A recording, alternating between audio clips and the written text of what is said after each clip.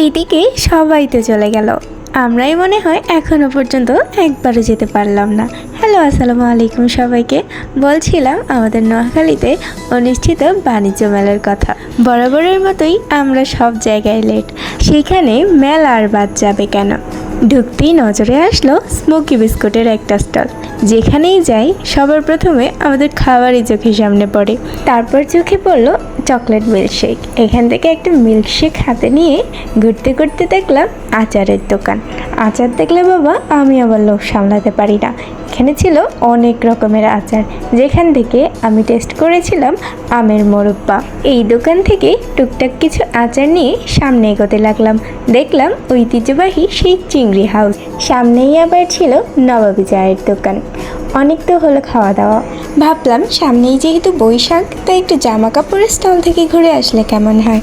এই দোকানটাতে এক ছাদের নিচে অনেক ধরনের জামা কাপড় পাওয়া যাচ্ছিল।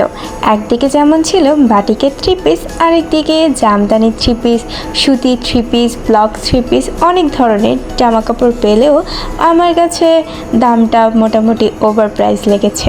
হাঁটতে হাঁটতে এগিয়ে গেলাম সংসারের প্রতিদিনের নিত্য প্রয়োজনীয় কিছু জিনিসপত্রের দিকে। ঘুরতে ঘুরতে বাসার জন্য কিছু টুকটাক জিনিসপত্র পছন্দ হয়ে গেল। এদিকে আবার একটা স্টল দেখলাম, যেখানে সব কিছু মাত্র 60 টাকা করে বিক্রি করতেছিল। দেখা দেখির মাঝখানে হঠাৎ চোখে পড়লো পেয়ারা মাখা, তাই এখান থেকে 2টা পেয়ারা মাখা নিয়ে নিলাম। খেতে খেতে চলে গেলাম কিছু জুয়েলারি আইটেম দেখার জন্য। এখানে অনেক সুন্দর সুন্দর কিছু হেয়ার ব্যান্ড, হেয়ার ক্লিপ ছিল। এখান থেকে একটা ইয়াররিংস এবং কিছু হেয়ার ব্যান্ড, হেয়ার ক্লিপ নেওয়া হয়েছিল। এরপর চোখে পড়লো চুড়ি, যেটা আমাদের মেয়েদের ইমোশন।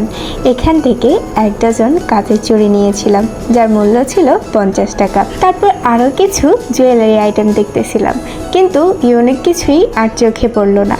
এরপর হাঁটতে হাঁটতে চলে গেলাম একটা ব্যাগের দোকানে, যেখানে অনেক সুন্দর সুন্দর কিছু টোট ব্যাগের কালেকশন ছিল, তবে আমার কাছে দামটা অনেক বেশি মনে হয়েছে। তারপর চলে গেলাম আমাদের ভাইরাল হওয়া সেই ফুলের দোকানে। এই দোকান থেকে 2টো ফুলের টব নিয়ে এগিয়ে গেলাম সামনের দিকে। হঠাৎ গরম লাগায় একটা আইসক্রিম নিয়ে নিলাম। আইসক্রিম খেতে খেতে রাইডগুলো এনজয় করতে লাগলাম। এবারের মেলায় বাচ্চাদের জন্য অনেক সুন্দর সুন্দর কিছু রাইডের ব্যবস্থা করা হয়েছিল, যেখানে এই হেলিকপ্টার রাইডটি ছিল একটু ইউনিক। মেলায় আসবো আর আমরা নৌকায় উঠবো না, এটা তো কখনোই হবে না। তাহলে মনে হয় যেন মেলাটাই বৃথা হয়ে গেল। নৌকা থেকে নেমে গেলাম 3টা আইস ললি নিতে। এই পর্যায়ে আমরা অনেক হাসতেছিলাম আর ভাবতেছিলাম সবাই এলো মেলায় ঘুরতে, আমরা এলাম শুধু খেতে।